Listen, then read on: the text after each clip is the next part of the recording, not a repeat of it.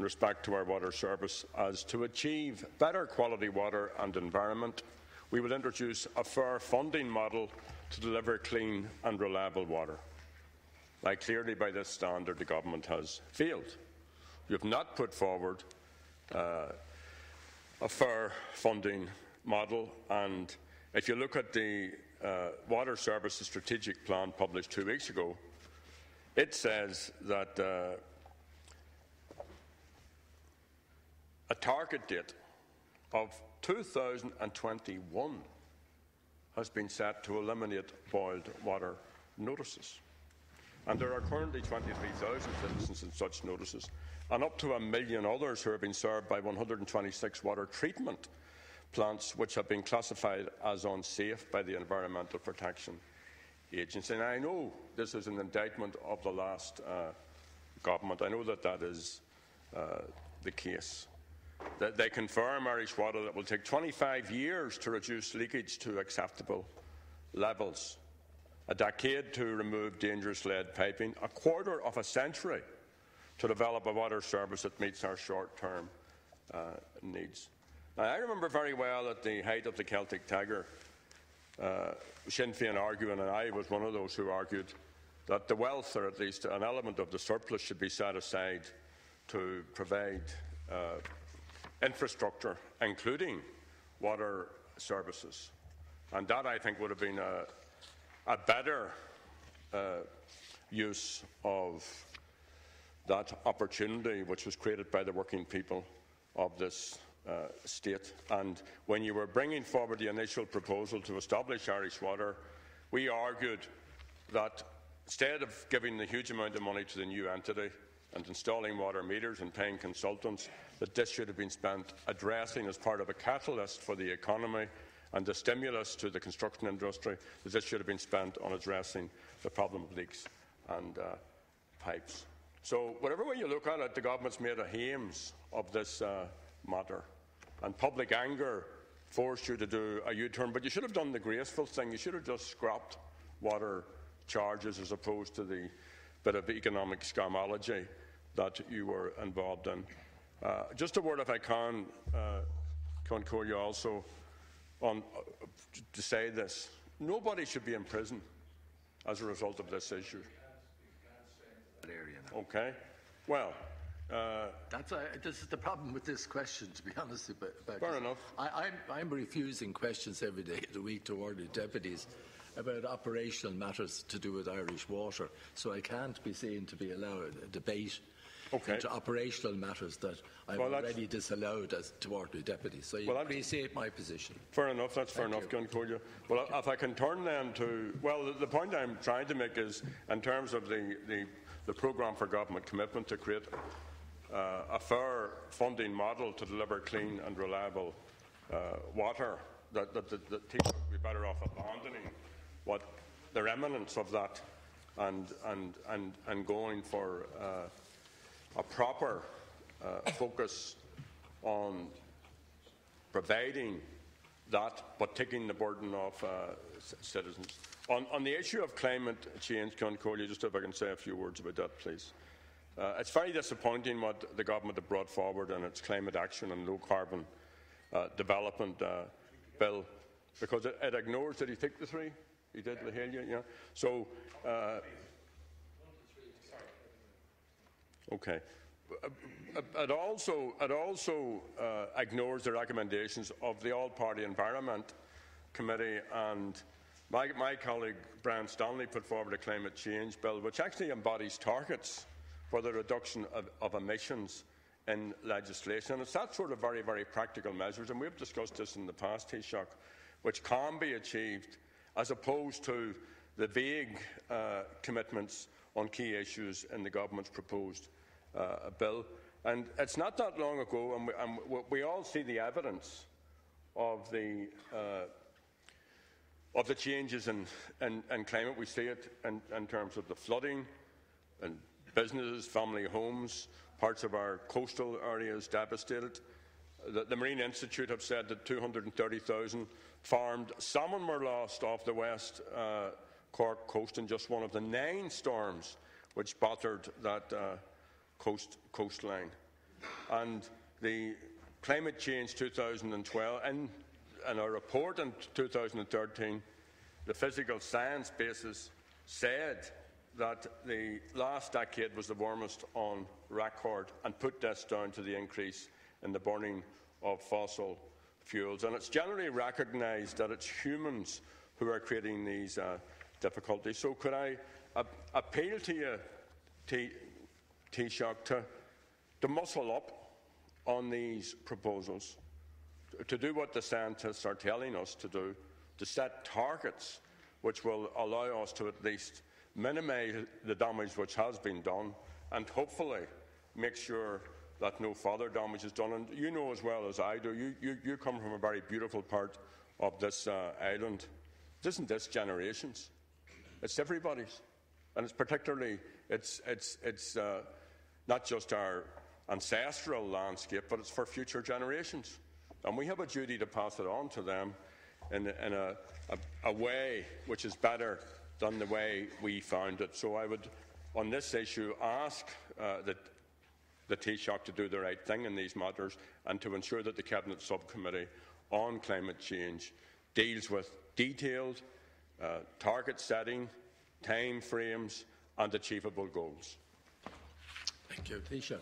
That I referred to the programme for government in respect of Irish water. You see, I think that people tend to forget the very good story that's to be told here in the context of why it was necessary to do this. Every one of you, every public representative around the country, every community, know full well just how inferior the situation has been for so many years, with the leaking pipes, lead pipes, wastage of water.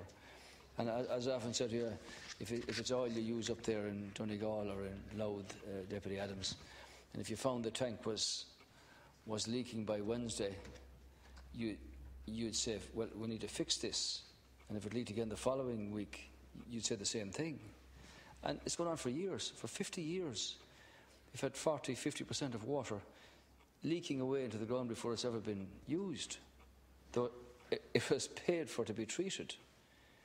Now, you're around the country yourself, and you don't want people down in Roscommon, 20,000 of them, to be having to boil the water for the next whatever number of years. And I'm glad that 20,000 of them will be rid of that particular burden in the next short period. But I'm just looking here at the programme that Irish Water have laid out. For instance, now in County Louth, the Cooley Regional Water Supply Scheme around Omeath, that's completed just late last year. The Drogheda Stalline Water Treatment Plant Emergency Works is at construction at the moment. And for instance, in Louth County, the Water Main Rehabilitation Works Phase 1 is nearing completion, is expected to be completed in just this month, in March of 2015. So these are projects that have been left lying for a very long time, and the programme set out by Irish Water for both water and sewerage is very strong. And I think as time goes on, people will see the value of being able to borrow to invest properly and to fix all of these problematic areas. I know that down the west coast there was a real problem with some of the major industries not having sufficient water, and that's an 11 to 15 million contract which was signed last year, which will allow major industry to have high volumes of pristine water. So in that sense, the programme that's set out for Irish Water for both water and sewage for the time ahead is very real and will be very beneficial to the country. I know that we all talk about provincial Ireland and rural Ireland, and the programmes that are now set out will go a long way towards allowing people to have employment and work opportunities throughout the regions, from broadband, from water perspective, from proper sewerage facilities, communications and roads, and that allied to the rural development programme approved by the Commission of 4 billion between here and 2020. The programmes that are set out by the Industrial Development Authority, Enterprise Ireland, local employment exchanges and local employment offices. These are all opportunities now for communities everywhere to fight back after having gone through a very difficult period for the last number of years. In regard to the climate change questions that you raised, the Oireachtas Joint Committee on Environment, Culture and the Gaeltacht, they actually did first-class work in facilitating public debate on the outline heads of the Climate Action and Low Carbon Development Bill. So the report came in November of 2013. It didn't actually make any specific recommendations, but it did set out possible courses of action that might be considered. The government at the time and the Minister for the Environment at the time gave that committee full and careful consideration in the development of the general scheme that was approved by the government back in April of last year. And in fact, a number of the suggestions made by the Joint Committee were included in that general scheme, including, for instance, reducing the interval between national low-carbon roadmaps from 7 years to 5 years and allowing the expert advisory body to publish its both annual and periodic review reports directly rather than having to get prior consent from the government. The Minister for the Environment, Community and Local Government will shortly bring proposals now before government for the establishment of that National Expert Advisory Council on Climate Change, including proposals for membership of the council. I understand that that council will include an independent chairperson, an ex officio representatives of the Environmental Protection Agency, Teagasc, Sustainable Energy Authority of Ireland and the ESRI, along with a number of other independent appointees with relevant experience. So I expect the Minister will bring that along fairly soon. So the National Low Carbon Roadmap out to 2050, incorporating sectoral mitigation components, is now being worked upon. And within this context, departments of government with responsibility for the 4 key sectors are preparing those sectoral components for incorporation into that national roadmap. And those key sectors, Deputy Adams, are electricity generation, the built environment, transport and agriculture. And it's intended that a draft national low-carbon roadmap incorporating those 4 sectoral elements will be made available for public consultation. It will be important to consider the outcome of the negotiations on the EU's 2030 policy framework for climate and energy, and relevant advice is available to government and to the key sectors. You're aware, Deputy Adams, that we had some very detailed discussions about Ireland's inability to meet the 2020 targets that were set. And as I've said before, in my view, those targets were based on insufficient scientific information in the first place. But if the 2030 targets were to be set on the basis of the 2020 targets, this country would have an enormous problem and would be fined exceptionally heavily for failing not only to meet the 2020 targets, but having no chance at all of meeting the 2030 targets. And that's why the European Council accepted the situation that Ireland is quite unique in terms of its agri-output. And because we have carbon footprint in most of the dairy farms in the country, we are pioneering and leading in a world sense in that sphere. And when quotas go now in the next period of weeks, this country will become the most productive unit in terms of the dairy produce on the planet. And that means a significant increase in the national cow herd. And obviously, it's not for me to restrain the good dairy cows of Ireland from natural functions. But it also means that if you increase productivity, you can't reduce emissions from that perspective. And that's why the European Council accepted the arguments put forward by Ireland in terms of our afforestation programme and sequestration in being able to reduce the extent of emissions from that point of view. And that's a very important element of the negotiation strategy that can be followed here. So all these things, Deputy Adams, that you raise have to be taken into account. There are the issues about energy efficiency in the public sector, residential energy efficiency programmes, the Energy Efficiency Fund and obligation schemes and so on. Believe me, I've been involved in some of these discussions at European level, and they are utterly technical and exceptionally complicated. At the end of the day, you have to work backwards. Can this country meet targets that are reasonable, that are achievable, and that will not result in the next generation being literally swamped in very exceptionally heavy fines?